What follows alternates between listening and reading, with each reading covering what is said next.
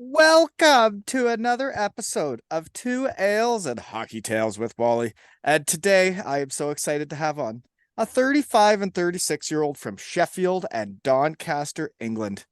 They make their shed debuts after months of anticipation. They are running amok with Andy's men's club in Sheffield, England, helping fellows be part of a team and and help with their mental health. Is a staple and legend. One of them is a staple and legend with the Sheffield Rapiers, and in 2 seasons with those Rapiers had 49 points in 28 games played. Ran amok, folks. He then mucked it up with the Steelhawks of Sheffield, then did something I thought was taboo. He switched from Sheffield to Nottingham with the Leopards and the Lions of the ENL.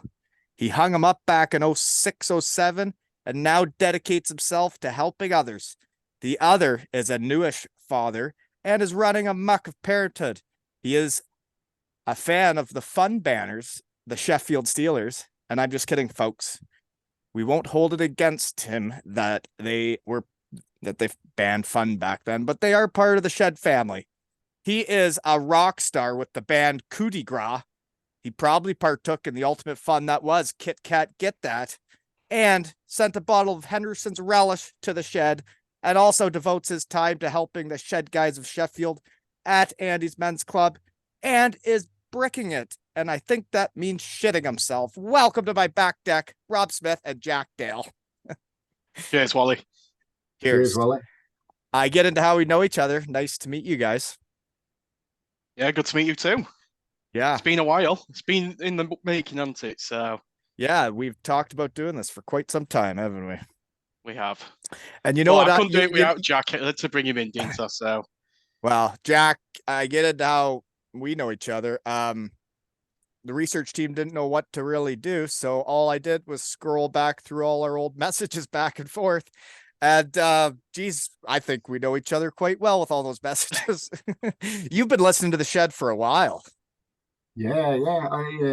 I was going for a rough patch in my life when I discovered podcasts, and you've interviewed a lot of players that I like and people that I know. So yeah, man. Yeah, and well, I guess around when I started this was probably a tough patch for a lot of people. That was I mean, I had gone remote because of all the baloney, and I was working from my shed, and that's where I thought of this, was sitting in my shed and um not having as much to do throughout the day when you couldn't go out and do things. And then one part was I had a very hard time out of the game, and then, you see the guys make the NHL, you see the guys doing great things, you see it on social media, all these guys doing great things in the game of hockey, and I was totally out of it and having a hard time with it. And then I went on a couple podcasts, and the feeling of being my old self, talking about the things I had done, instead of being almost embarrassed of the career I had or ashamed of the places I didn't go, I got to, I guess, be proud of who I was and what I did. And then I thought I could do that for all my buddies, yeah, when I came out the game as well, it is really hard. Something that you've loved for so long and that you've done week in, week out, and then it's just gone. Mm-hmm. And It similar to you, is. mine And the was thing down to an is, injury. well, the thing is the game keeps going, right? Without you. And Exactly. you just, Yeah. you feel forgotten. You don't have a team around. You don't have all your buddies holding you accountable, making fun of you, making fun of the way you dress, making fun of the way you eat food, like, improving you as a person by chirping you. Exactly. Yeah. And Jack, did you play hockey, or do you still play hockey? So I played a bit of ball hockey for the Sheffield Knights. Then I gave up for a bit because I had an ACL injury when I was a teenager, and it always Ugh. comes back and haunts me. But now I've recently started playing again for a team called the Sheffield Hammerheads. That I wanted to give a shout out anyway because they're right up your street, Wally. They started the team because they wanted hockey to be fun and not. Mm. They didn't want to. The coach didn't want to micromanage people. They asked the players what they want to learn. They asked the players what drills they want to do, and they were like, "Look, we're just going to do this to have a good time and be happy." And Yeah. back with the See, I positive make mental it health stuff. I And make it really fun and all that, but I'm not going to let my kids decide all the drills. Sorry, but when we do drills, they can be fun, but I might ask their opinions of what drills they like, but the well, coach has the still team got to was be the coach started. a bit, right? It was started by a bunch of players who used to play for other teams and got sick of it always being Yeah, about trying to win every week. And it was just like, you know what? We love this sport and we want to have fun. So let's yeah. have fun. That's fun that you get to be part of teams, right? Being part of teams is fun. I think that's what guys Yeah. miss the most, right? Is when it's all over. Especially, I don't know, people may think hockey players are soft and that the guys that have a hard time out of the game should just suck it up and whatever. It's like for for myself, once I left home and I go to NCAA, like there was school, but like I was on a team, whatever town I moved to, as soon as I showed up, I had 20 best friends. They become family. You get to know their extended families. You get to know their siblings, their parents when they come visit, and then you become a big hockey family, and it lasts forever. But then, like for myself, I moved to a new town. I don't know. I didn't know hardly anybody here, and I was used to knowing everybody and having a team around me. And it wasn't until I got skates back on my feet that I started feeling a part of a town and a community. Is That's how I met everybody I know, is through playing on different hockey teams and now coaching different hockey teams. So Yeah, definitely. Yeah.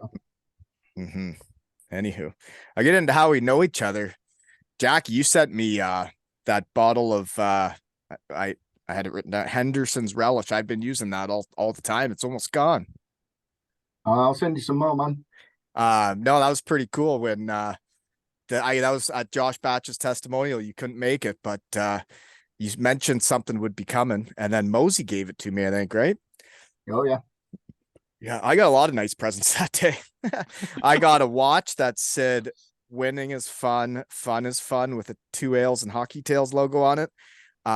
For coaching, I got all the chocolate thrown on the ice for the gals team I coached last season. And then you sent me the bottle there. And then even Richie, one of the captains of Great Britain, gave me the team apparel from last season. So now I can feel like part of the team. The Disney movie, right? I Nice. did notice you had the GB pants on while you were on the ice with O'Reilly earlier. Yeah, I guess speaking of being back in the game is the coaching the kids and then talking in my shed to hockey people and my hockey family growing is, well, like when I do things, I don't know if people know me that well, I like to be good at stuff. I don't like sucking because sucking sucks and I want to be the best coach I can be. So I reached out to Ryan O'Reilly early this summer because I knew he didn't have many people that could put a puck where he needs it or many pro players in the area that are training in the summer. And I've worked with him a bunch this summer and I just got off the ice with him today. And man, that guy is as good as they get on the ice and off the ice. Just again today, by the end of practice, there had to have been 60 or 70 kids congregated to watch. Felt like I had fans again on the ice. It was hilarious. But then they didn't ask me for an autograph. But he signed every single thing they asked for. And he's just a dude. And it's amazing watching a guy like that, the impact he can have on all these kids, and they're all going to have a positive, I guess, experience because he is like as nice as a dude gets. He let my son come on the ice with us and bring a buddy every time I'd go train with him, and we'd be at our end like working, and it was serious. And I would still have it, just can't skate. But he lets them have this experience, and like to think I could do that for my son and some of his best friends, that they get to go do that, get whatever they want signed, get pictures with him, and it's been a great summer. And so we're done now. Today was our last day. So thanks for delaying this a couple hours so I could go do that. Eh? No worries. It's a memory that Colby will have for a lifetime, won't it? So It really good for is. yourself. So Yeah. yeah, Well, and it was putting myself out there. It's kind of like starting this was I put myself out there. Yeah, I've even had buddies come on and say, I would have never guessed you'd be the guy to do this. I never thought I'd be the guy to do this. My teammates knew who I was. I didn't let myself get out there to really anybody else but my teammates and my close friends. I thought in hockey, people wouldn't like all the Wally there is. So they, and I thought I knew how to bring teams together and all that. And anyways, putting myself out there, this has all been positive feedback. I'm having the time of my life. And it was putting myself out there to O'Reilly and saying, I want to learn, I want to get better at coaching, and I want to do it for these kids. And he needed a guy, I needed a guy, and it's people helping people, Yeah, So, Definitely. and I guess that's what you guys are doing now, is helping people. So Try should we to. get into this? Let's do it. Is it time? Or do you want to keep shooting the shit for a bit? No, we can do it. let's So go. I guess this is how this all started was, to be honest, I've had a lot. I mean, yeah, starting this, I having all the chocolate thrown all over the world, and like everything that's gone on, it's been really fun, and I do get messages that, it's a lot for a guy to get all these messages about how important it is to people. But it also drives me to make sure I find time to do it.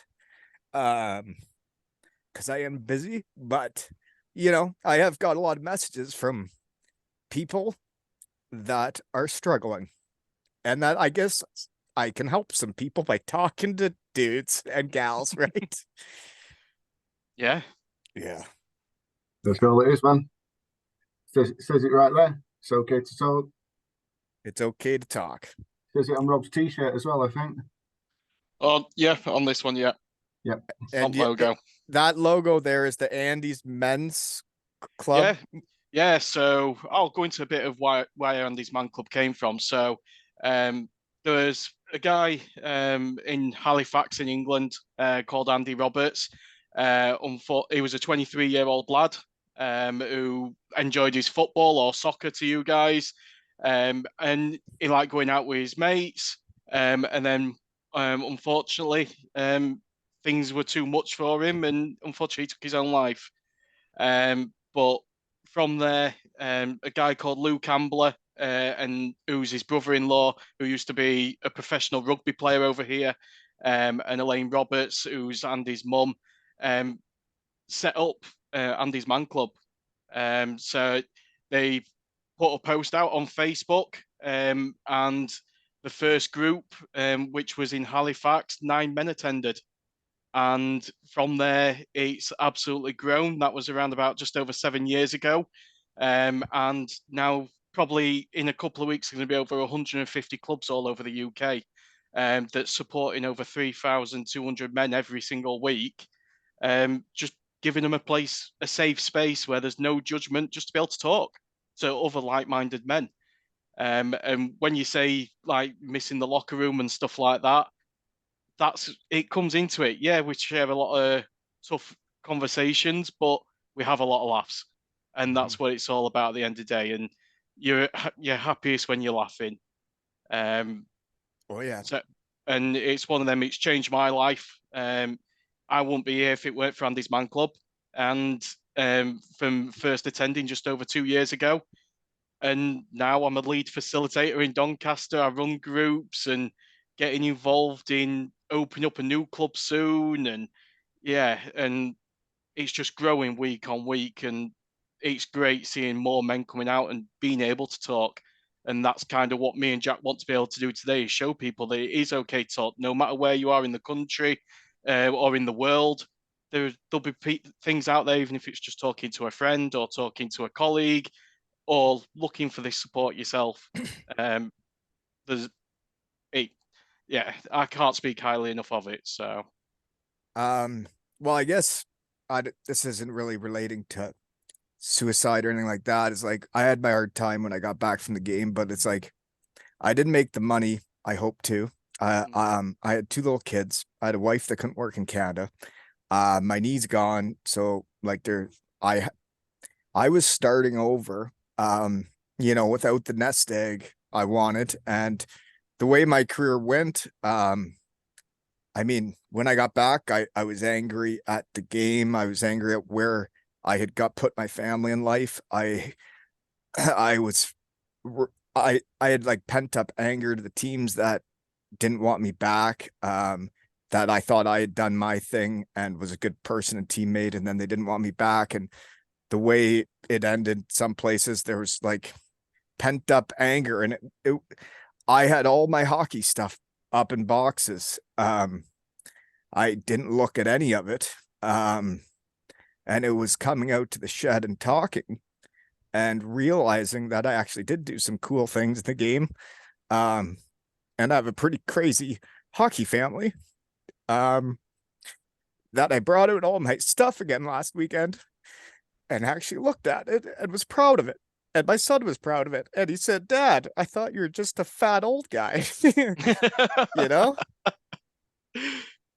But it was I know. talking to hockey guys, and my family's grown tremendously. And thanks to everybody that listens, because it is cool and it does help me. And I don't do it because people listen. I do it because I want to do it. But it's very neat to get the feedback I do. And, that's all. Huh.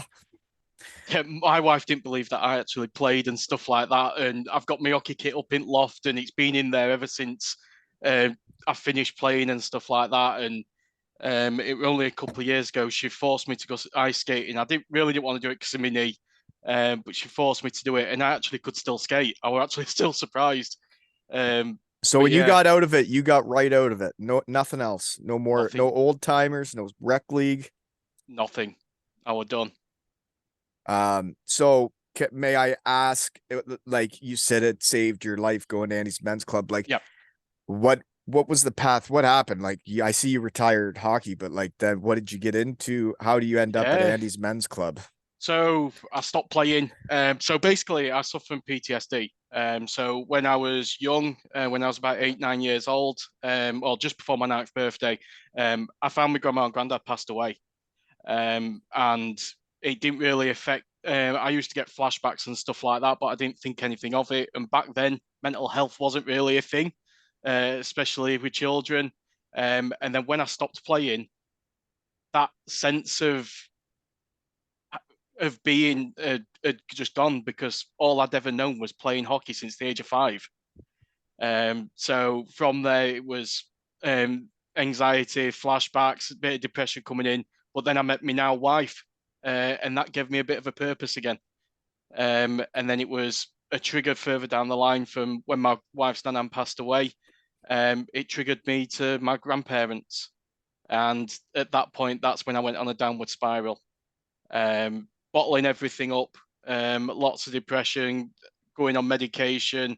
And then there's just points and triggers where things just got too much for me. And yeah, I'm lucky still be here. Things happened which could be just a coincidence, but they meant something to me at the time. And yeah, I've ploughed on. I've had some treatments, but then I found Andy's Man Club, like I said, 2 years ago.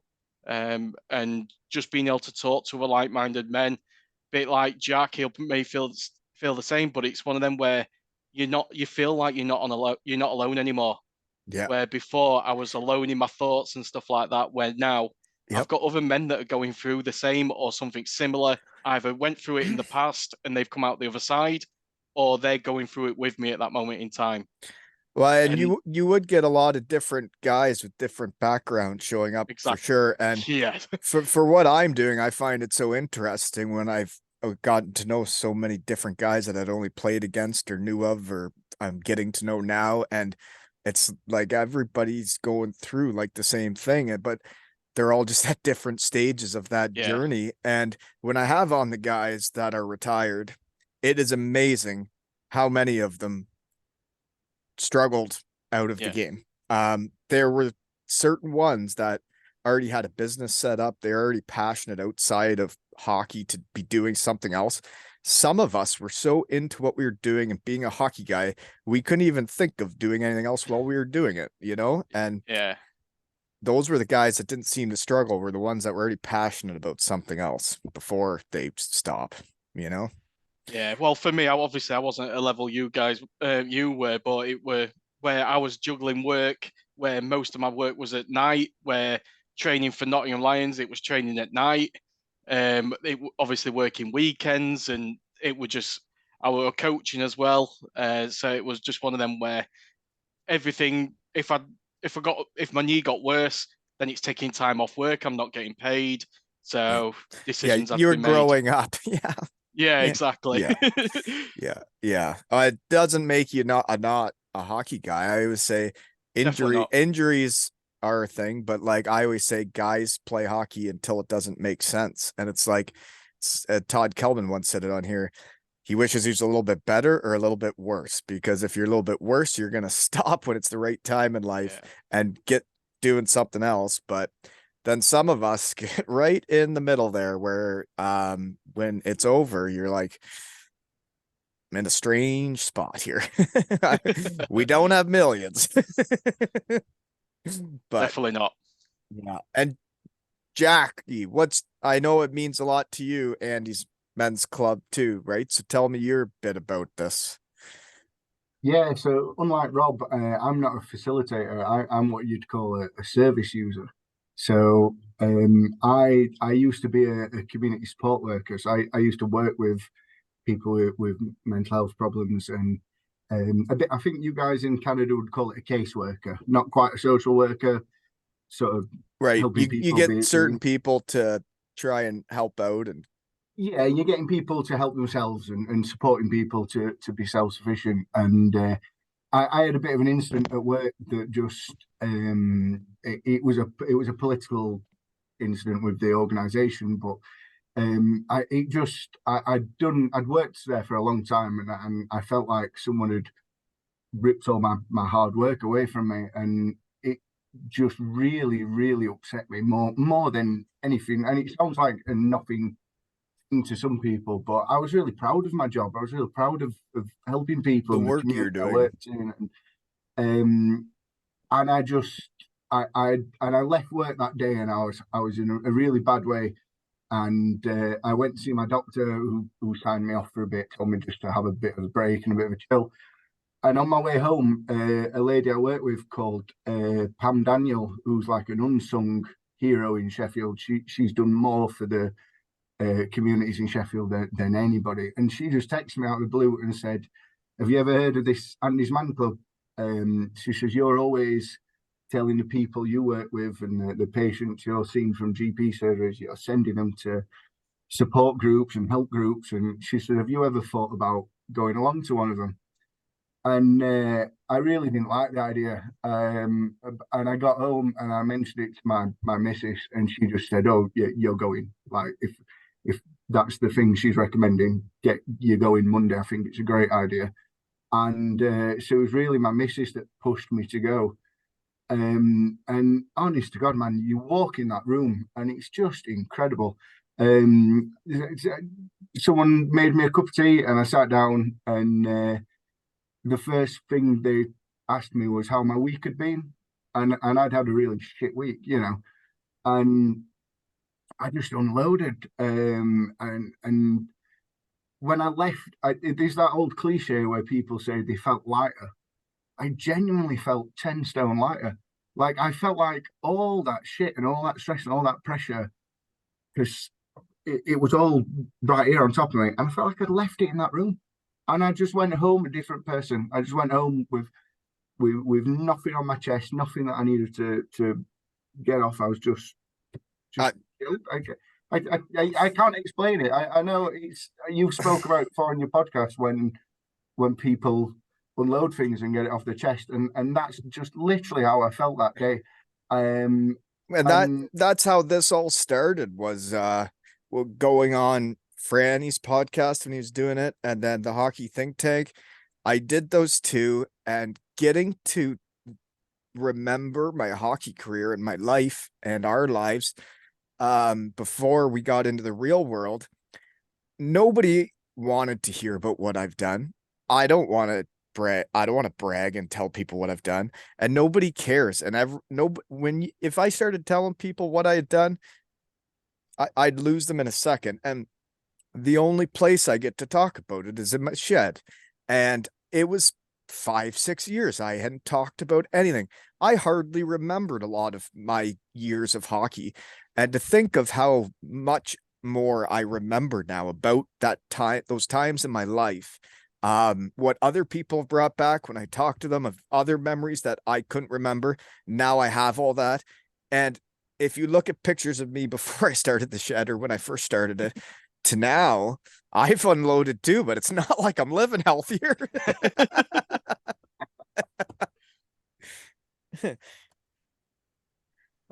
Anywho, my But phone's yeah, so ringing. we Andy's Man Club, it saves lives. It is one of them. It can be life changing for just someone who maybe live on their own. I've got a lad who's at my group. He came for first time. He tried taking his own life that week. Now he was shaking on that first Monday night, but now he's a completely different person. He's one of the facilitators.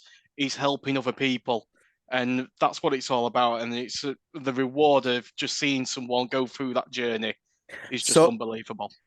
so the one in Sheffield is where you guys would be at, and so I'm just trying to picture it. So, So it I run one in Doncaster. So I in don't do Doncaster, Sheffield. Yeah. yeah. So in South Yorkshire we've got 10 groups. We've got 3 in Sheffield. We've got 2 in Doncaster. We've got 3 in Rotherham, and 2 in Barnsley as well. Even though you probably won't even know most of them places. So Well, uh, so what is it? It's in a house. It's like what kind of building is it in? it could be Are various. Yeah, I guess there's So a lot of different places. It's wherever you can get a spot, Community right? centres yeah. and church halls. Church Yes. halls. Yeah, So that sort of thing. well, Yeah. one of the Sheffield ones in their fire station. Yeah, There's some that are at football stadiums, rugby stadiums. We're just in a building of a business called Doncaster Mind. One of ours at a community centre. The one that I'm trying to open is at a youth place. So they do vary. It depends on where we can get a venue that's suitable. So then you just show up and I guess you're a facilitator, right? So then you would kind of be there as the lead guy, and then there's chairs around and there's Yeah. tea, and then you just kind of come in and see what happens. Yeah, so think of like an AA meeting where you sat in a circle. So you sit in a circle, and we've got a ball, which is our talking ball. So whoever's got that ball is the ones who are talking. Everyone else listens, respects them, and we have 5 questions. So we ask, "How's your week been?" And then it's one positive from your week, because you could have the worst week in the world, like Jack said. But just thinking of positive, it could be a small thing, or it could be massive to that person. So it's just thinking of just getting that positive out that there is some good sort of thing. And then a big one, anything to get off your chest.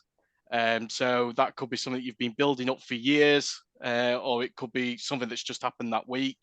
It just allows that you're not storing it up all that time. And then we have a break, more tea, coffee, biscuits are involved.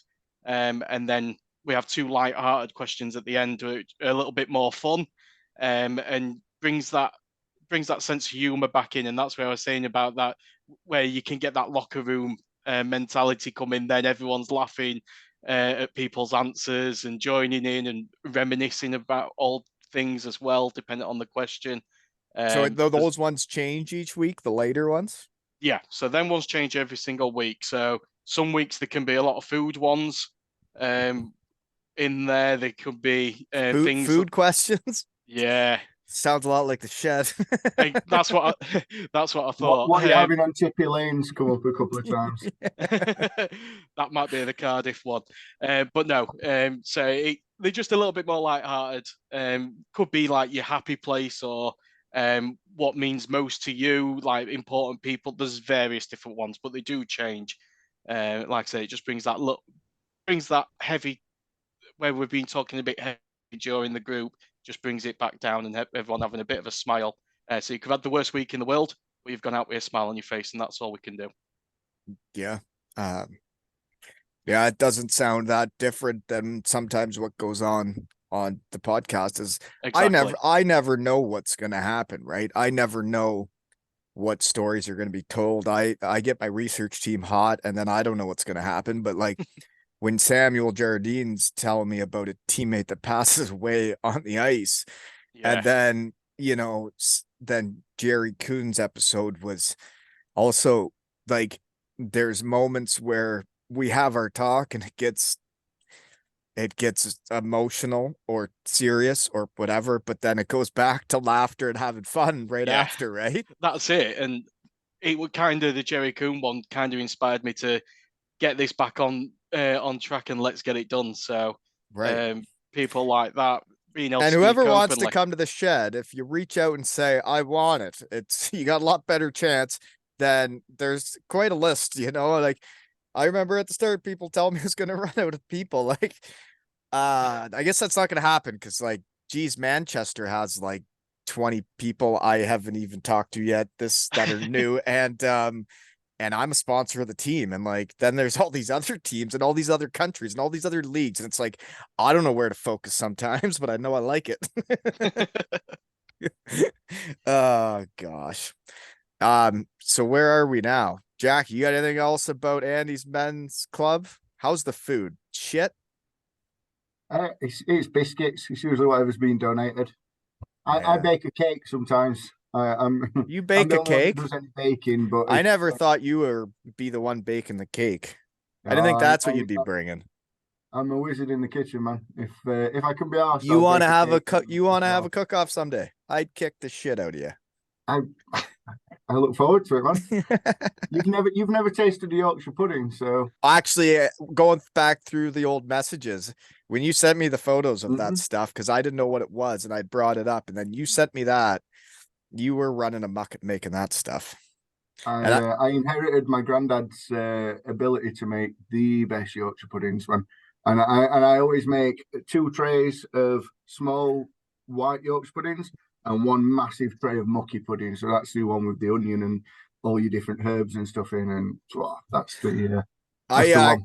I actually noticed that cooking was that was the thing that I used to. I mean, hockey, like in hockey, it's like when I was leaving the rink today, and O'Reilly was saying bye to Colby, my son, and he said, "Remember, every time your skates touch the ice, you're getting better."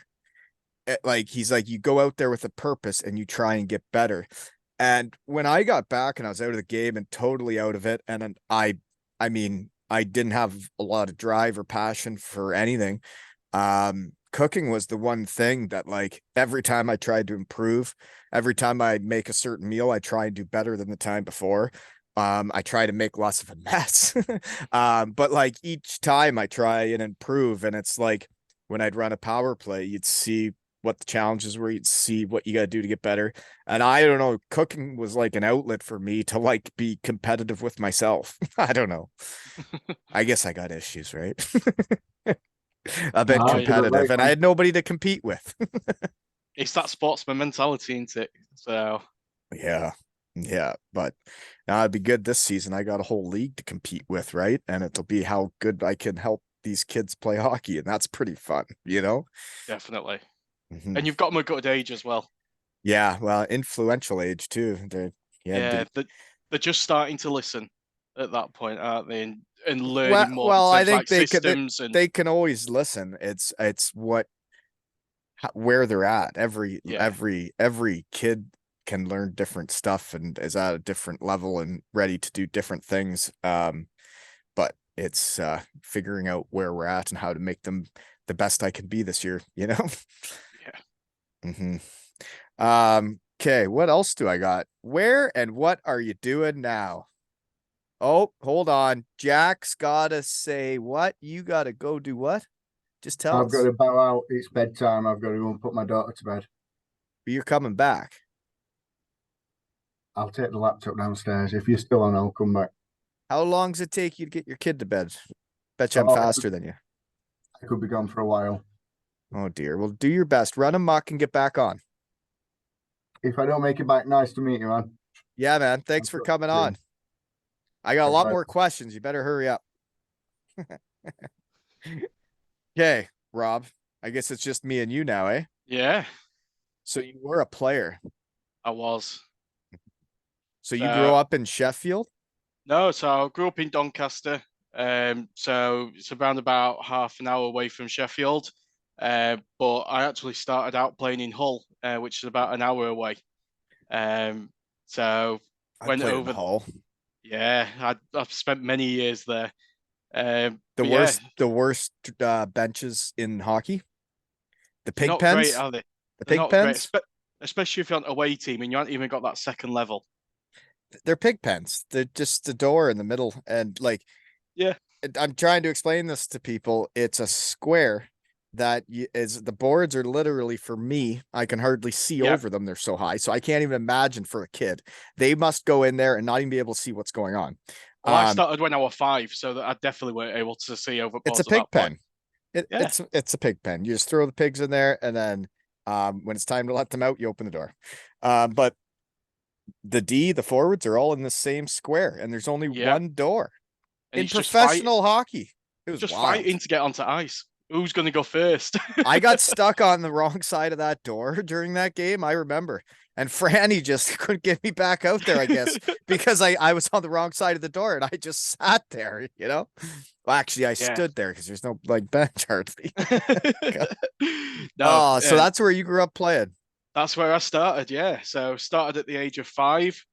So I started learn. I went to watch a Steelers game, and for first time, and there was a guy called Tommy Plummer who were playing for the Steelers at the time, and I saw him have a fight, and that was it. And I said to my mum, I want to play hockey. So The they took fight me. made you want to play hockey? Yeah, it was just one of them where I'd never seen that sort of thing before, and how fast it was, and I just wanted to play, and that was it. I was hooked. The people that say there shouldn't be fighting in hockey, and like I just saw the junior league in Quebec just like Oh yeah, basically banned fighting, which I don't understand how you can ban fighting. Like, what if someone does something to a teammate that there's going to be so many liberties. There's it's in, there'll be more injuries doing that than definitely. people helping people. Um, Wild that they're doing that, but um, there was a lot of fighting when I played in Cardiff in 2014-15. If you Yeah. watch the Cardiff Devils fights from that season, 2014-15 on YouTube, there's a lot of fighting going on, but there was a lot in the league and there were guys all Yeah. willing to do it that wanted to do it, but it kept the game fair. It kept the game honest. It kept it. That was as hockey got, I thought, was the UK league that year. The next year, I think we had a pretty tough team. So had Brayhead. And I think everybody decided to get bigger, and that wasn't the full team. It was each team got like a gigantic guy, you know? Yeah. And then that's when it gets scary when Yeah. those guys grab you. Especially when we're so small, like 5'7", 5'8", it's Oh, yeah. and you've got them guys. So yeah, that's what got me into it. And then I went to a place called Doncaster Dome, which is a nice rink, but it's on 2 levels. You have to go up a ramp and go down the other side. It's the weirdest rink you'll ever see. You won't have seen one ever like it. I did some skating lessons, and it was a figure skater, and I just told her, I don't want to be like you. I want to play hockey. I don't want to be a fairy, and that was it. Then she said, go to Sheffield or Hull, and I think you'll be better off with doing there. And 13 So weeks later, Doncaster had ice, just not hockey. no, it's on a 2 level. You could never have a hockey there. Two It's like, level. yeah, you've got to go up a ramp to get to the top and then come down the other side. For the It's ice, wild. on the ice while you're skating. Yeah. So it's absolutely wild. I'll send you a picture of it after. Yeah, Um, but they're doing figure skating on it, but it can't be so like an so official tournament if there's 2 levels and you got to go up no, ramps. so it was just skating lessons, and it was just a figure skater on there. And I just told her I didn't want to be like her. And then Right. my mum and dad took me to hockey. I went to Hull. 13 weeks later, I was playing for the Humberside Humdingers, which is the under-10s team. The Humberside Humdingers. I think I've heard of Yeah, them before. The Davy. Humdingers. That's my Yeah, favorite name of a hockey team ever. yeah. The I still, Humdingers. I still don't know what a humdinger is really, but yeah, it might have been Davy Phillips that had said that he played there. Um, So what it let's talk about this. What do you think a humdinger is? I don't. I ain't got a clue. to be honest. I'm thinking of Because you might the ever saying that's a humdinger, but no, I, a humdinger can be a really fast pitch in baseball, yeah, I think. but that don't really Or fit it could to be a our really big hit in baseball. No. Well, I'm baseball. Don't fit in our country though. right. Humdingers. I love it though. And Yeah, I've said the word multiple times in my life. yeah. Humdinger. So, so Anywho. yeah, started off there at 5 year old playing for the under 10s team. Um, it had just started as that, so we'd not got a league until the season after, and then that were it. I was in and playing. Yeah. And then once you get bitten by it, right? And you're on a team and you get in a locker room and you get the banter going, and then you get to go out and compete with all your Yeah, buddies against another team and try and win, right? yeah, and that's it. You're hooked at that point, Mhm. and quite a few years later. Yeah, I know. So well, I never even got to ask Jack about the poster picks. No, So you met Gretzky. yeah. So bit of a wild day. So went over to Toronto, because we're getting married. So we got married at Niagara Falls. So we had a few days in Toronto first of all, and then we went to the. It was just the greatest day ever. I couldn't have planned it any better. Went to the Hockey Hall of Fame for the first time. So I'm in my element, taking my mum and dad round, my wife and her parents, and then we were going to go to Gretzky's bar later on in the evening, and for some reason we just said, "Let's go now." How Went. long ago is this? I think it's gone now. It has, yeah. So this was in 2015. Okay. So yeah, so So went he down was to. at his own bar? So went into the bar. I was just sat there. I'd ordered the burger with the number 99 on it, on the bun, and then this bloke just walked past, and according to my mum, my mouth just dropped and my jaw on the floor. And she said, "What's up with you?" I went, "I think that's him." And my dad's going, "No, it's not. It's not." And Yeah, he's never waitress, here. Yeah. you don't expect it. So waitress come over. Mum said, "Is that?" And my son thinks that's Wayne Gretzky. And she said, "Yeah, it is." And that were so. After shaking for about 10 minutes, I plucked up the courage to go over and speak to him. Right. And sometimes I think like for celebrities and stuff, they probably want to be left alone eating. But when you're in Wayne Gretzky's restaurant and you're sitting at your own bar, you're asking for people to come up and talk. Well, I did say to her, like, if you want me to go away, I will do. But I just wanted to say hi Yeah. and just had a chat with him and talked about hockey over here and yeah, he just had a photo, signed me Hockey Hall of Fame program that he wasn't in. He just signed it anyway, just because I had nothing else. And Autographs can be fun, right? It's like all the exactly, autographs I've seen O'Reilly sign. Those kids are going home so jacked up at the end of the day to show their parents. I couldn't help it. I had to do it. It's once in a lifetime thing for me to be able to just see him. Uh, Yeah. so yeah, and then all of a Well, sudden, so I got to tell you the small world part of that then is Walter Gretzky was my roller hockey coach. So yeah, I when I remember. pulled out all the stuff out of the garage, out of these bins that have been stuck up there for since we moved here, my Team Ontario jersey that he coached, he had signed. So I found my Walter Gretzky signature this last weekend. And also for the fun fact is Wayne Gretzky's bar was the first bar I was ever served at underage.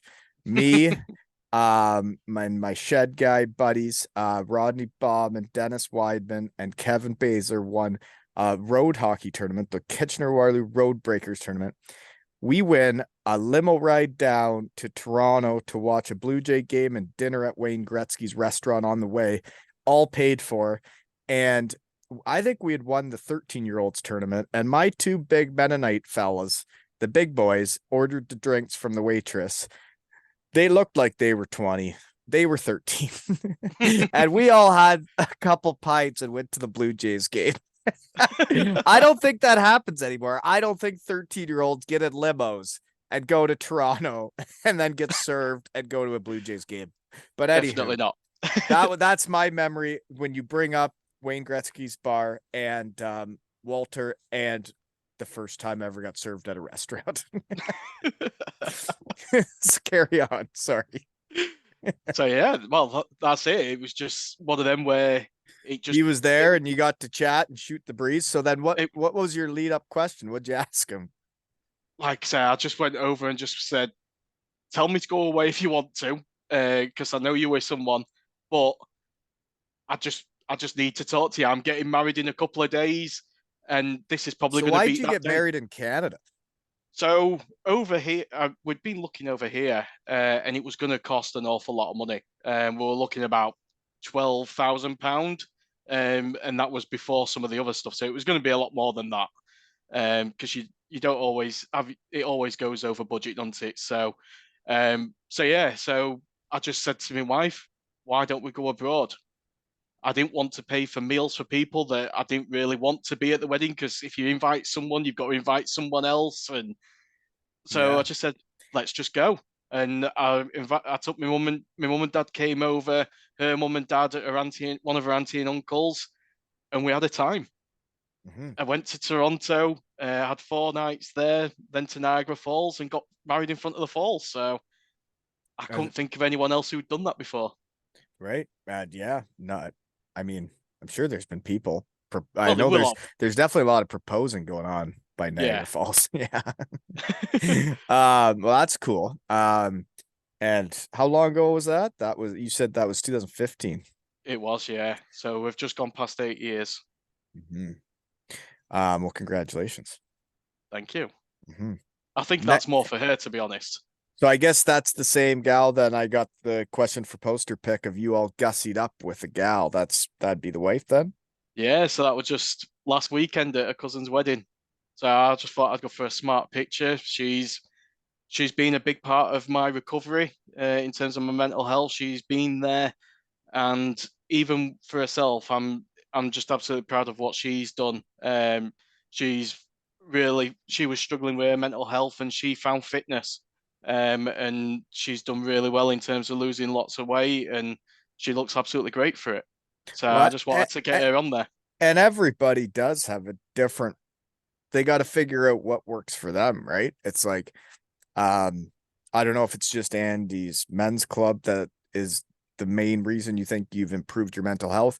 Some people go on medication, some people Yeah, um get into working out, some people get into, everybody's got to have like a thing, right? That they yeah, dive into, that's their hobby or passion. That there's people that like to watch what they eat and like dieting is what they're into, right? yeah. That's it, and it's finding your own coping mechanism. And I found it in terms of being able to talk. Same with yourself in terms of in your shed. That's how you've been able to cope. And she's found fitness. Some people find it through music. It's all to your own, really.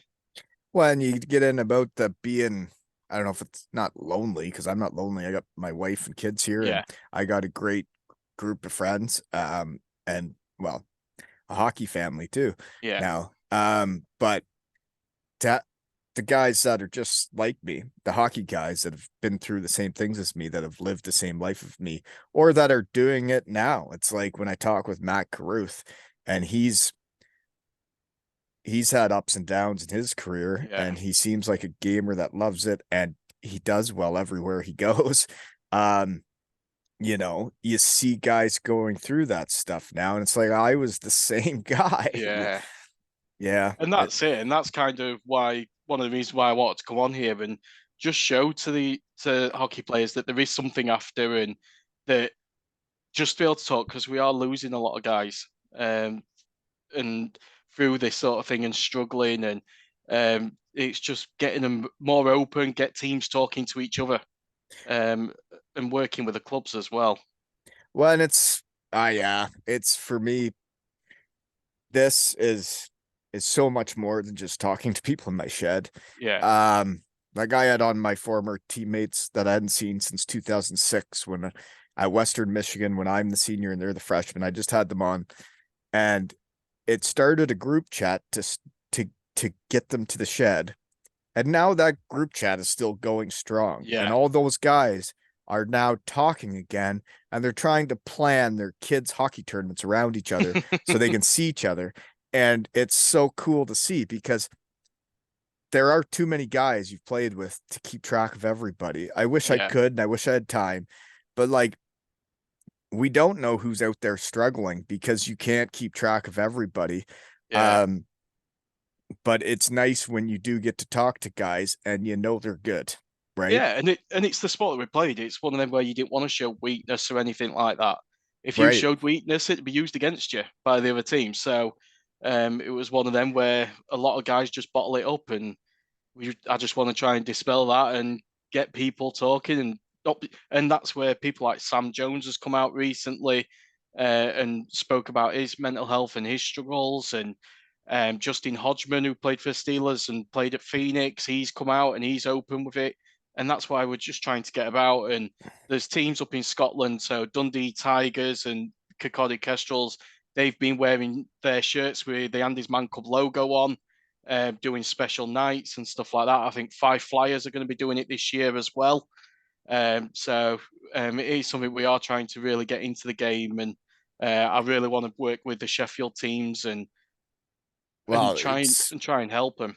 it is a thing, right? Is when you're a player, whether it's injury, whether it's you're not that happy, whether you're having issues on or off the ice, you wouldn't want to let it out. You wouldn't want to tell anybody. You wouldn't want to talk about it because you're so worried about their perception of you and getting the job for next year or getting to the next league or all of that. Is hockey players, for the most part, they don't talk. The only time it happens is within your teammates when you're having a late night and it's just the two of you.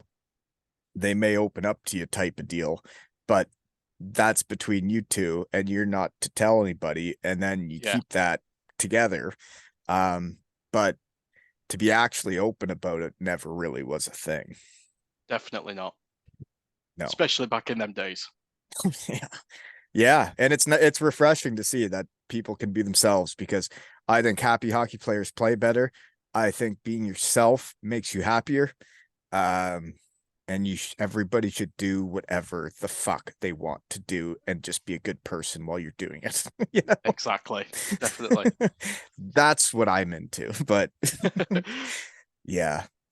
So the Andy's Men's Club was one of your logos for the poster there, I think. Yep. But you're getting a tattoo? Yeah. I've already Oh, you just already got on. it. There Yeah, it is. so yeah, got it done last And Wednesday. when you posted that, you played the song "I'm Not for Everyone," and well, that was a thing, right? I always, like you said, the perception for the coaches and the general managers and the organizations, you could call them, you always worried about your perception with them, and then when teams wouldn't want you back, teams didn't say good thing, or I don't know what they said to other teams about me, but when they didn't want me back, how hard I would take it. And when you realize you're not for everyone, but then with the team I have now, the Shed family I have now, you're like, well, if you're not on my team, that's totally cool, because I'm going to be myself and I got all the people I need right here. Yeah. And that's something I weren't myself for a long time. But now I'm getting back into being myself. I totally get it, man. It was when I left hockey and I joined the real world and I didn't know how to real world. I thought I had to be somebody different. I thought I couldn't be well, I can't make the same jokes I'd make in the locker room, but I can still try and be funny. I can still try and make someone smile. I can still try and make them laugh and try and make them have a better day. I can still be, I guess, Wally in the real world. And when I realized that, a lot of it was going over for Wally night and getting topless in the crowd. Yeah. And then the anxiety I had coming back to the real world. And part of all that happened was because I was finding like, I'm that guy again. And it brought back all this stuff that I was like, I get to like have fun and be the hockey guy for like one weekend. I got to have fun. And then I also have to repay them for having me over here. But then when I got back to the real world and my team was laughing about it, the a couple fellas above me were laughing about it, and it's like, so this is okay. Like I can be myself, and then I started sprinkling in a little bit more of being myself, and now you know, I can be myself all the time, and I can be the hockey guy in the real world, and I just didn't know that for a long time. You know? Definitely. Yeah, I was like it for when I've started my new job. Well, not new job. I did it 2 years ago, but it was one of them for first few months. It was don't be yourself. Just get through. Just get a steady feet first of all, and then Yeah, just tell the jokes at that point. So, but yeah, I'm my feet are under the table now, so I can be myself more. exactly. Yeah, and being yourself is the only way to be, right? Unless you're a dickhead, then don't be yourself. Poster picks. Nope, those are for Jack. He's already gone, right? He has. Do you think he's going to be back? Well, I don't know. I think he sent us a message. Another one? Anyways, the Yeah. Sheffield Rapiers. So you have played with some Shed guys, or Ben O'Connor. He had 50 points in 16 games played for that team. Yeah, so in my second season, he just seemed to take off at that point. Because the year It before he wasn't like that. I don't know how old he was, but he was no, on so the team before, and he really blossomed between the two yeah, years. so at that point, because it'd be like your boys, where it's like two age groups together. So that first season, he'd been playing up from the under 12s. So he may have not been getting as much ice time at that point.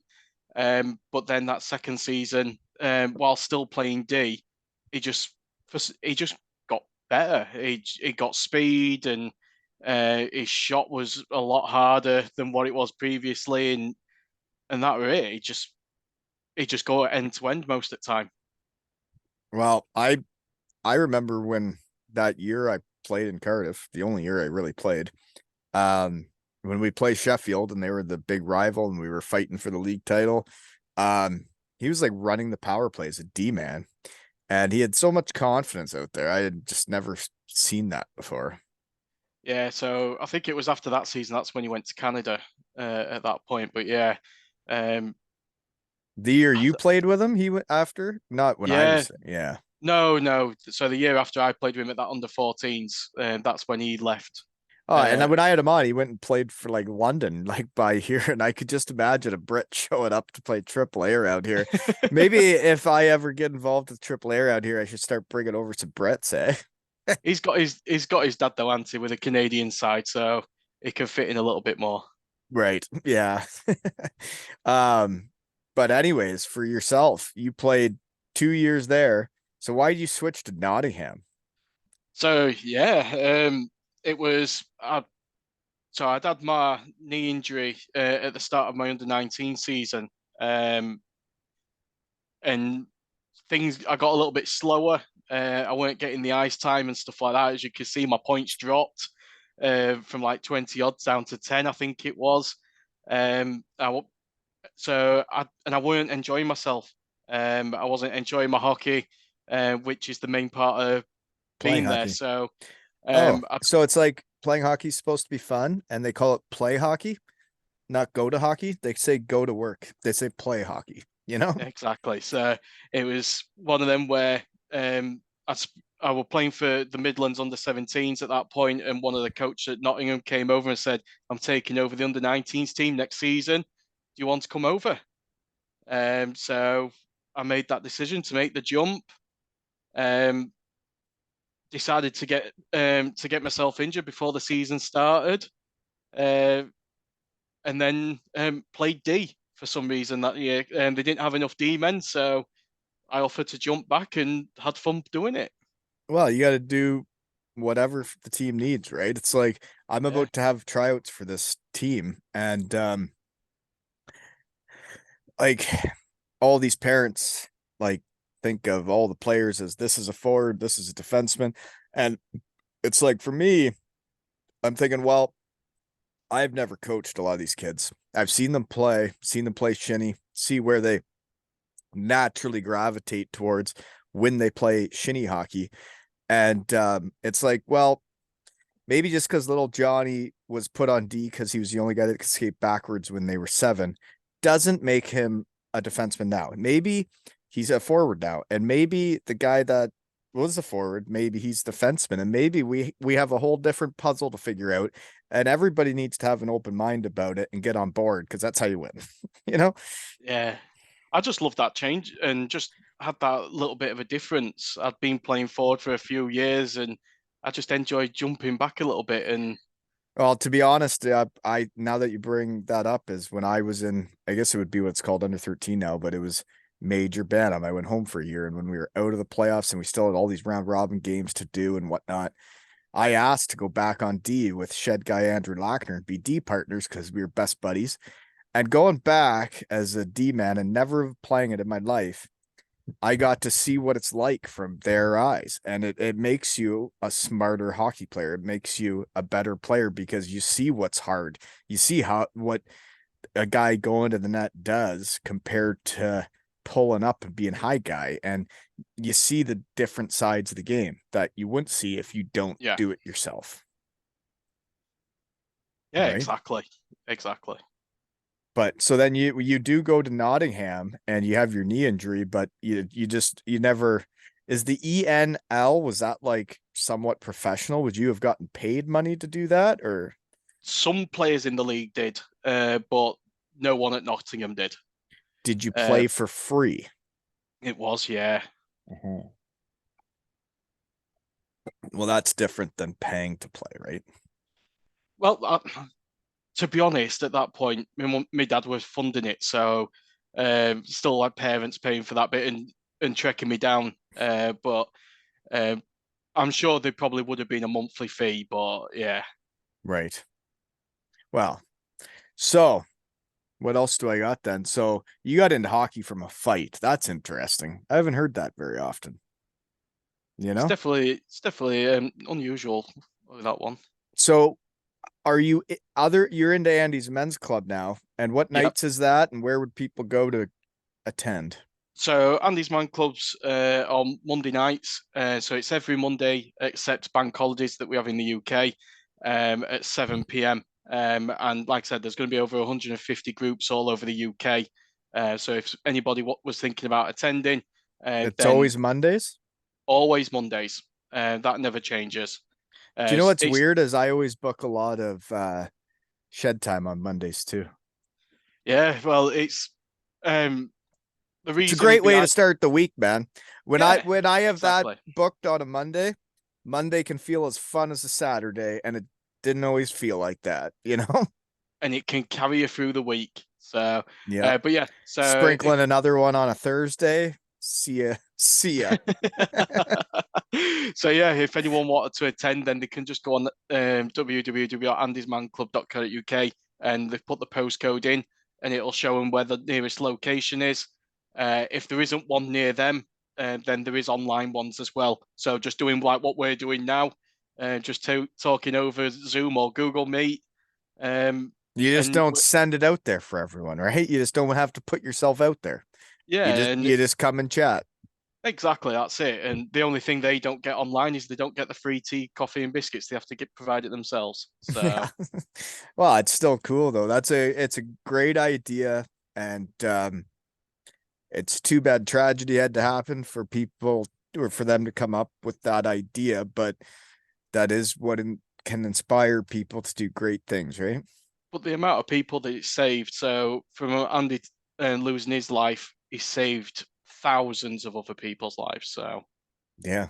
some good's come out of it. For sure. So you've probably been through some interesting times with it then, right? With some guys at some tough points in their life. Yeah, like I said with the guy earlier, we see him at the rock bottom, and everyone's from all different walks of life. In Doncaster, we've got someone who's 86, and it's from people who are 18. So when you see an 18-year-old talking to an 86-year-old during our breaks and stuff like that, and having a laugh, uh, it just shows all the different walks of life, but we're there for one common goal, um, and everybody's there together. Like I said, they're like a team, and it's like that locker room and everybody supports each other. One person goes down, everybody's there supporting. Yeah. Yeah, it's neat. And it doesn't matter how old people are, right? Like for me, I've noticed there's different generations and Yep. there is that, but like there's good people in every generation. It's like the shed gals and shed guys I have on.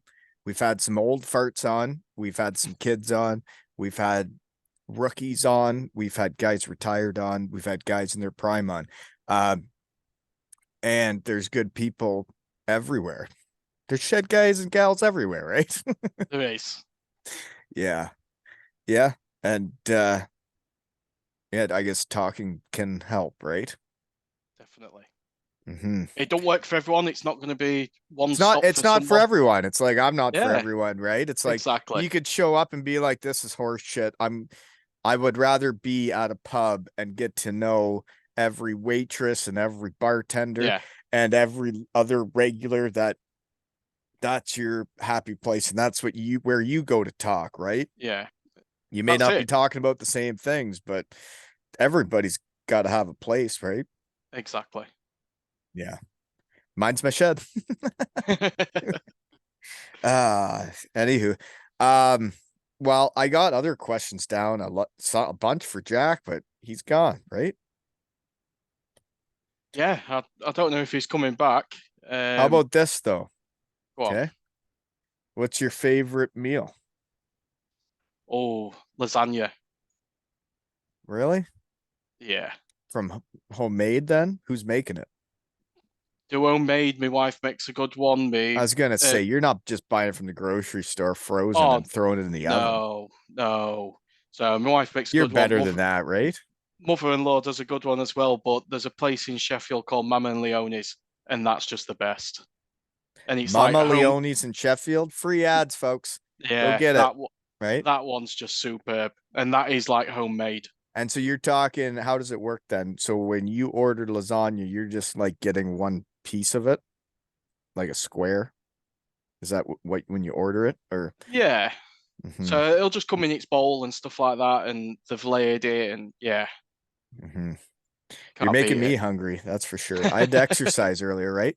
You should have seen me zipping passes. I was zipping them as I, I always, when I was playing in other leagues, I'd always yell like NHL pass and I would zip it as hard as I could. I was doing that all the time today and it felt great. Too bad I can't skate. Look good in that one spot though. Oh, yeah, I can zip it still. So, are you a fan of a team now? Are you a Sheffield fan, a Nottingham fan, or do you not care? It, I won't say I'm a fan of any of them. More like yourself, where I see the guys that I used to play with and stuff like that, and I keep an eye out for them. Um, Kind of all them lot are moving on now. They're getting on a bit, so I don't know what I'll do when they've all moved on to their retirement. That's when But you got to get a whole new crew of shed guys and start talking in your shed, and then all of a sudden you care about all these guys you didn't even know yeah, who they were. Do but you know no, how big of a Nashville fan I'm going to be this year? I may be spray painting myself yellow for games. Like, so after practice today, like O'Reilly said, he's like, you should. He said to Colby, he's like, well, you should tell your parents to like plan a trip to Nashville and come see a couple games. And like, I know he would let us come down to the room and do the full deal. And it's like, Jiminy Crickets, this is cool. Putting yourself out yeah, there it can all work out if you are doing it for the right reasons and you're not looking for anything in return. You're just out there doing what you love. yeah. Just get him to pay for your flights. You'll be fine. He's got the money. Well, he paid for the ice time this summer. That was nice stuff. And we do have some exciting stuff he did today to help us all out. People helping people, right? Shed guys can be a powerful thing. That's it. Um, so what is your favorite barn to play hockey in the United Kingdom or the Ooh. world? Did you ever play hockey anywhere other than the United Kingdom? So went over to Canada a few times. So went on a couple of like hockey camps over there where we played local teams in Quebec with just some random players from all over England, just from all different levels. So that was fun. And then I went on like a trial where there were kids from all over Canada. And then there was me and one of a lad from England called Paul Maudsley, who was goalie. And it was to go out there, and there was colleges, teams from Canada and stuff like that all there. And it was just like a trial. So went over there. I can't remember what university it was. It might have been Laval. Playing out of Out there. in Quebec area, yeah, that would make Yeah. sense. So walked in the locker room and everyone's speaking French, and then there's me just walking in, not understanding a word they're saying, and just getting involved and just giving it my best out there. That's like Um, going to Germany and not knowing German and just going out there and playing. yeah, so did that. Got asked to go to Notre Dame, but it was too expensive for my mum and dad. It was going to be like 15 grand a year, which was more than what my dad earned a year. So That's a lot of um, money. yeah, so that It's was crazy what goes on in hockey now. yeah, There's this idea that everybody has to do all these camps, go to all these places, go wherever to become whatever. And it's like, well, to me, I think the kids that are going to be good are going to be good. And if they go home and practice and go home and care and try their hardest and do everything they can to get better on their own. And it's not about mom and dad paying for this or paying for that. It's more about that and wanting it on their own, that they will figure it out. And there's a lot of people spending a lot of money on hockey these days. yeah. Well, it was back then. It was a lot of money. I can't imagine what it's like now, just getting kit for someone. So I don't find the kit is the problem. It's just all everything that comes with it. But I mean, it is what you sign yeah, up for. It is what it is, they'd say. Is I mean, the hotels, the going places, the driving, it is why you do it. mm, Driving to hockey with your son or daughter, you get that time together in the vehicle. It's yeah, just you two sitting there chatting. You're getting ready to go out and for me as a coach, getting ready to go out and compete with their friends, and I get to know their friends and try and build friendships amongst them mm, that can last a lifetime. And to be honest, I like the coaching, I think, more than the playing, because um I can make it my way, and all the people I was worried about what they thought of me, I don't have to worry about them anymore because I'm the guy in control and I get to make it as fun as I want. yeah. Uh, so yeah, I went over to Canada a few times. I've played in Czech Republic. Really? Been over with the Midlands Conference, and played in a place called Sescalipa. That was just an old barn in quite a rough part of Czech, really. But we played against like Prague, so we played in like Sparta Prague arena and played in Litvinov. Played their team. I got a game misconduct for hitting the goalkeeper and making him spin up in air a couple of times. He slashed me on the shift before, so he came out of his net again, so I hit him. Uh, but none of the players did anything. So, Right. um, but yeah, so I played over them. Then one of my poster pics is like a team photo from when I played for the Rapiers, and we went Yeah. over to Austria. You went to So Austria too. yeah, so it was a tournament in Zelmsee, Mm-hmm. and it had teams from all over the world there. So you had like Malmo Isn't that a Redhawks. nice place, like right by the Yeah, water? yeah, it is. So that, Mm. and then you've got the There's some mountain nice skiing. places there in that Austria, Switzerland area there, eh? Yeah, And Italy, jeepers. yeah. Zelensee was a good one, but it was playing against like Malmo Redhawks, and they just absolutely battered us. Yeah, they would. So there were You them. There played was against Sweden's like good, like top team. yeah. So they got us going because we were like the top team in England. Yeah. Uh, Well, so we, we, Yeah. we took a bit of a pasting, and like we played against like Bern as well, which obviously one of the top Swiss teams, and some of there were Slovakian, Slovenian teams there. So the first year we did pretty badly. We came 13 out of 16, but we only had 2 lines. So we didn't do too bad. We got a couple of wins. But then the next season, I think we ended up coming 6th or 7th. So it was a huge improvement, really. Well, yeah, and that's how you get better. It's by, I think, playing against the best, but you can also learn stuff by winning too. So it's a tricky thing that way from everything. But anywho, Yeah. um, well, that's pretty neat then. You did have a pretty good hockey background in life. Yeah. I got to see some good places and Yeah, see uh, some of the world, right? yeah, and played on some good teams and traveled around the UK and stuff like that as well, and more than and had some good success of what other people wouldn't have got really. Yeah.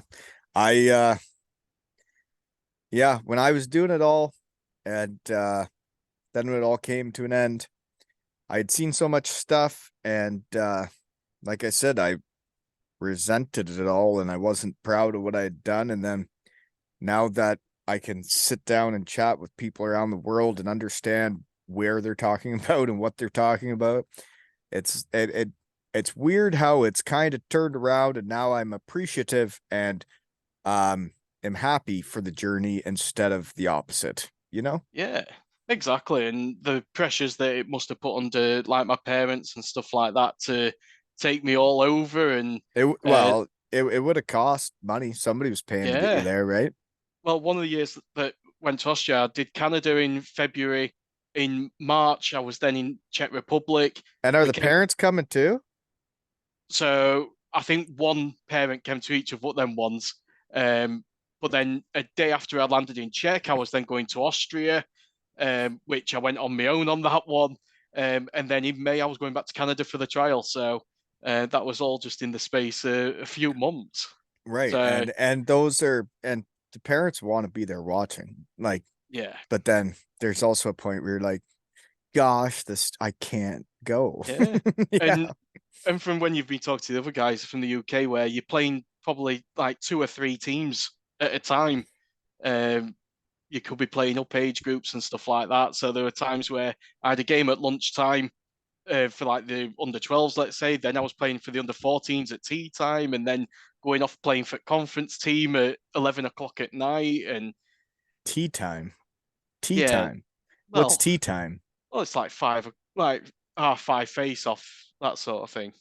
That's It's when an you have English. tea? Yeah. It's an What English time does saying. tea time happen? Well, it's an English. It must be just an English thing then. What does it But mean?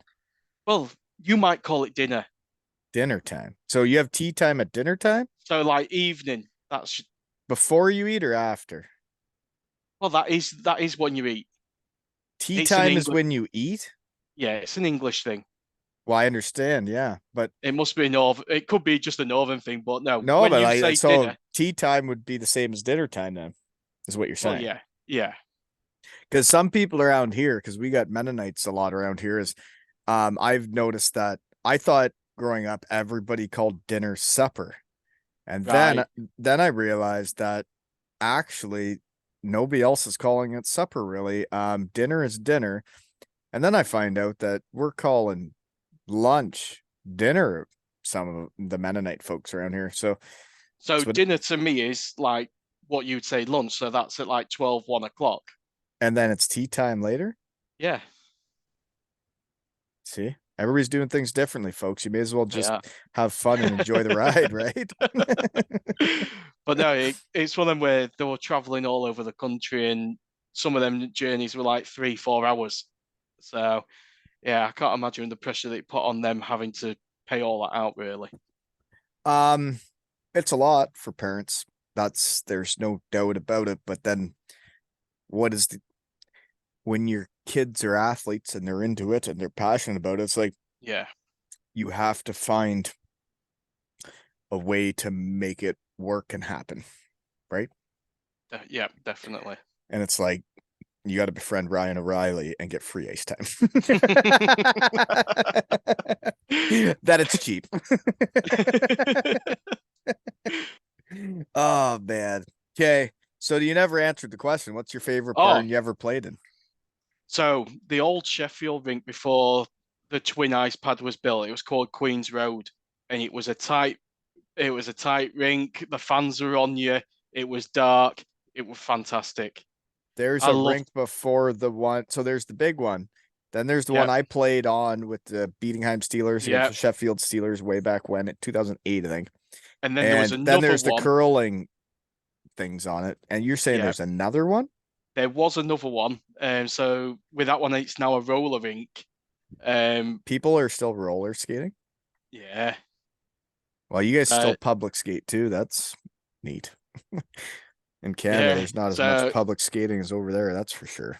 So you guys are still right. roller skating too, eh? So with there, I think they've still got a rink there. It's above a casino. Um, just outside the centre of Sheffield. But yeah, So that it was the was what. original Sheffield Arena, and then it moved to the other two. So it was before the one with the twin ice pads where you would have played with Beatenheim. Mhm. It was before that one. But it was just one of people hated to play there. I hated to play there um, beforehand. It Until was you're just on one of the the team, until it's your barn. exactly. It's like And the Elmira Arena growing up was the little one I grew up in, and we won it in was tiny, and nobody wanted to play yeah, there. And now they have this big, nice one. It's like, well, everybody's gonna like playing there. It's exactly. nice rink. Exactly. Yeah. What are you pouring down there? Going for one that beer that's just outside of Hull called from Great Newsom. It's an East Coast IPA. What's it called? Finkel? Great, yeah, it's called a Finkel. A Finkel. Yeah, Ray Finkel. I'm thinking of. Sorry. Anyways, yeah. just got sidetracked. Okay. Well, I'm not sure. I don't know what else I even have though. I think it's great what you guys are doing. So obviously that's only on Monday nights. What else do you do to fill your time? So obviously I've got that's only a volunteer role for me. So You know I what don't. the things I do best at in life is what I volunteer for. Yeah, It's the what I'm most passionate about. It's like helping O'Reilly.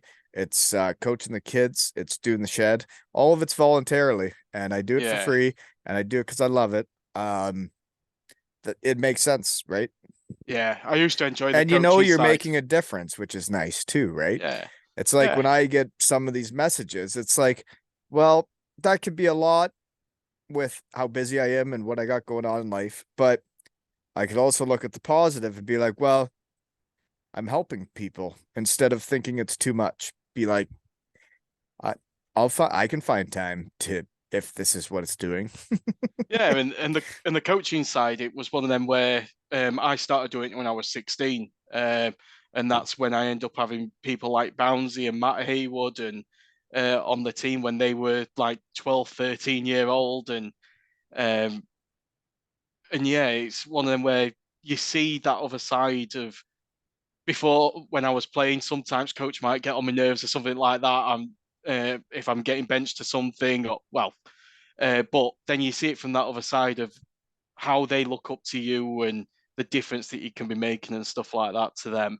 And they're the players that are still playing that it's like I now see it from that other side. It was the same as like Yeah, once I had kids. Once I had kids and I could see what these hockey players could do, it's like I wish I would have done more in every town I was in every yeah, city I was in. I could have done more. I could have been out there with more kids.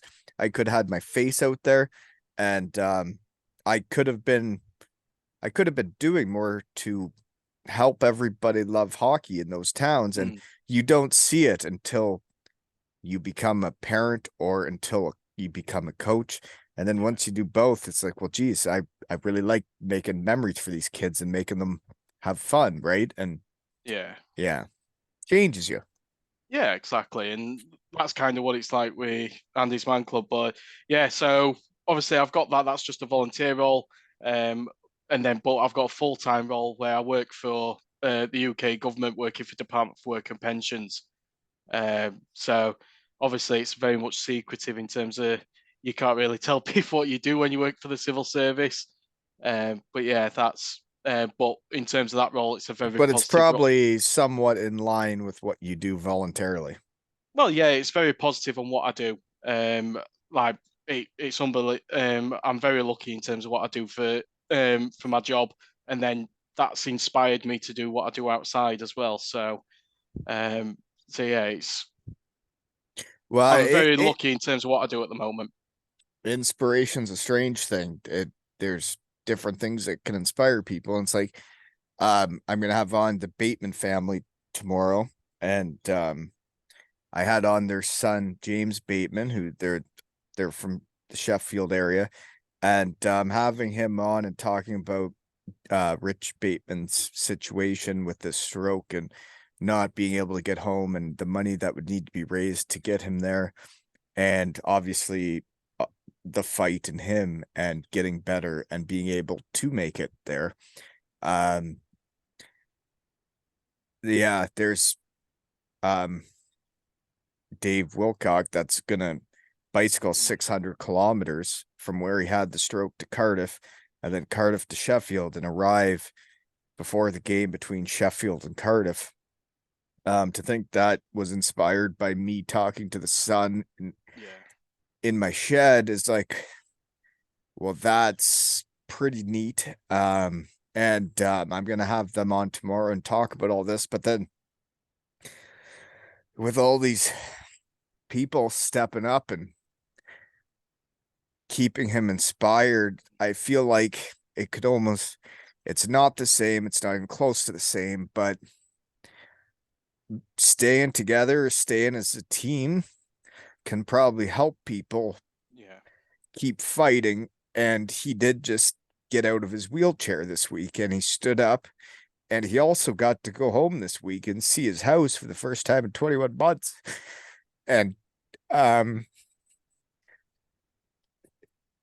I have nothing to do with it. I'm just talking in my shed, but there's a guy gonna bike 600 kilometers to try and inspire him to keep doing the things he's doing. And he is doing it. He just stood up. My grandpa never stood up again after his. And it was pretty neat seeing him do that, you know? Yeah, well, my dad had a stroke and stuff like that as well. So it's one of them where it's scary. It is scary. When people are going through that, and when you see people And really once it happens, it's there for life. It's crazy. But when you see people stepping up, it's like when people are raising money for Andy's Man Club. And I was at one at the weekend where someone's daughter, she set up a festival, had live music on, did it in the space of 6 weeks, and they've raised nearly over 5,000 pounds for Andy's Man Club. And having to go through that heartbreak, but still come up with something like that is it's just unbelievable, and it just keeps you going and and makes us want to work harder. So we're working with a lot of. I'm trying to build up a lot of partnerships at the moment to be able to spread that word further because of these people where they're going through this loss and they're still finding that spirit to do other things as well, to be able to do something in that person's memory. So it's one of them where Doncaster Rovers, the football team, are getting involved with us. Doncaster Knights, who are the rugby team. Like I said, I'm trying to get into the ice hockey world at the moment, and just trying to get more teams involved and just spread that message, because that's where majority of men are at sporting events. But the unique thing about Andy's Man Club, you don't have to be in sports to come. It is just any man over the age of 18. So, but yeah, if we can. Well, it's pretty neat what you're doing. And yeah, I mean, knowing you're helping people is, I mean, it's a gratifying feeling, right? And when you're doing it because you want to and you're doing it voluntarily, um, that's neat too, right? Yeah, but it's one of them where I do have my bad spells and stuff like that with anxiety and stress, but I know I've got up to like 30 odd people at my group on a Monday evening that'll just sit and listen to me. So it's Yeah. one of them where you know that I've got a squad behind me, and if I ever need anything that's not on a Monday night, one of them will be there. So And it's true. It's like, yeah, the family I built here. I mean, I'm as busy as a person gets, I would say. I don't know who could be busier, but you could try. But that when I do have a hour to pocket or window, that all these fantastic people around the world um will they will change their plans, change their day to come talk to me. Um is the only way this works. And knowing people will do that for you is cool, right? And people need that in their life. They need someone to show they care and will be there. yeah, Uh-huh. definitely. Yeah.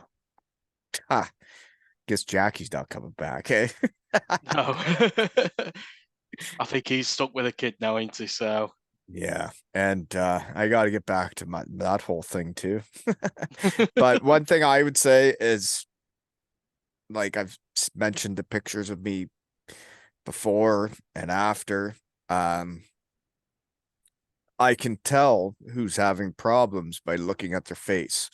The people with color in their skin, people that there's people that look pale, there's people that look like they are having issues, and you can't help everybody. You can't give everybody advice. You can't help them find their thing, but it's tough when, like, you can tell by the look of someone's face, yeah, but you don't know how to help them, especially when you've been there. And not everybody's going to ask for help, not everybody's going to show up, but happy people do life better. You're more productive at what you're doing. You get shit done more. You're just better at everything. And you got to find what makes you happy, right? definitely. Yeah, That's it. Happy. If you're happy, your life's going to be better. So right. Yeah. Well, I guess we better shut her down now, right? yeah, I don't think he's coming back, is he? So No. Okay. Well, you know what? Thanks for making the time, and Jackie, to him too. He's right at the start of fatherhood, and he's a shed guy, and like, he's a beauty that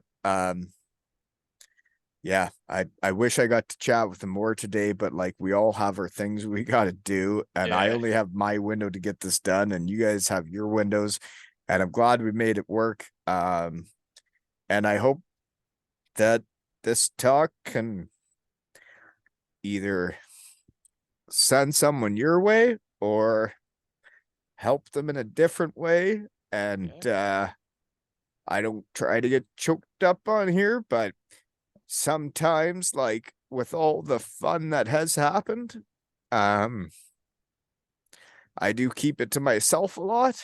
Um, Nobody around this town needs to know about all the stuff going on. I don't tell people about it. I just go out and do it, and then I watch it on a device that isn't the same as celebrating with your friends and your teammates, and you don't get to celebrate your wins. They just kind of happen, and you post about it and feel like that's an accomplishment. But when you get to celebrate with people, it's a whole different thing. yeah. But if anyone wants to reach out to me or anything like that, then happy to have a chat in terms of what could be helpful, because it's not just the UK. There's people in Canada, Germany, Denmark, where you've played who need that support as well. And hopefully there's things in that area for them. But happy to have a chat with anyone about what my journey's been and stuff as well. Yeah. Well, thanks for coming on. And the other thing we haven't even mentioned is this is Annie's men's club. There's probably a bunch of women out there too that could use something like this. And I hope there's something like this out there for you, because everybody could use a good chat, and everybody needs something to feel a part of and feel like a team and feel like you're included and feel like you're one of the crew, you know? Well, most of our biggest supporters are women for Andy's Man Club. So if they know of anybody that does need any support or anything like that, a lot of time it's where the contact group say, my wife's told me I've got to come. Yeah. A bit like Jack, really, where his missus told him he had to go. So, yeah, they're a big part of Andy's Man Club growing. And you may as well try things, folks. If you feel hesitant, you may as well put yourself out there, go check it out. And if you know, whether it's someone else telling you to go, whether it's yourself telling you to go, just go out and get her done, right? Yeah, what have you got to lose for that one time? Exactly. It's one night of your life. Maybe it'll change things, right? Exactly. Yeah. And this has been another episode of Two Ales and Hockey Tales with Jackie, Smitty, and Wally.